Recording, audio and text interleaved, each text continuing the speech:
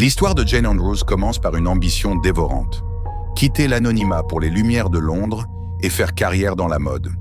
Contre toute attente, elle reçoit une invitation officielle du palais de Buckingham pour devenir l'assistante personnelle de Sarah Ferguson, la duchesse d'York.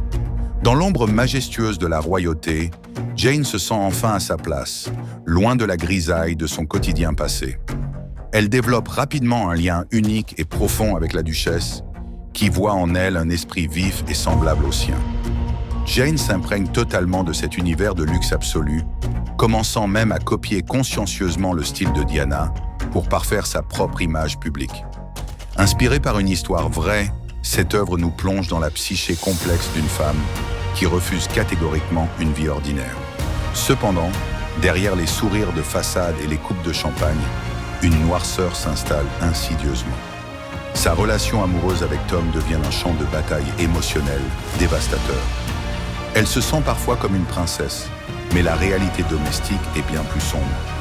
Jane et son compagnon s'enferment dans un cycle de violence psychologique toxique, au point de souhaiter l'intervention de la police pour arrêter ce carnage mutuel avant l'irréparable. Le conte de fées vire au drame national lorsqu'un meurtre brutal est commis. Jane Andrews a-t-elle vraiment tué l'homme qu'elle aimait de tout son cœur?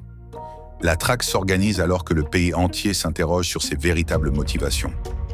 Avait-elle passé tellement de temps auprès de la famille royale qu'elle avait fini par se croire l'une des leurs?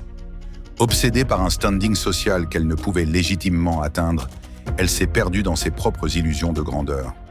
La question n'est plus seulement de savoir ce qu'elle a fait, mais pourquoi elle a commis de tels actes de violence extrême.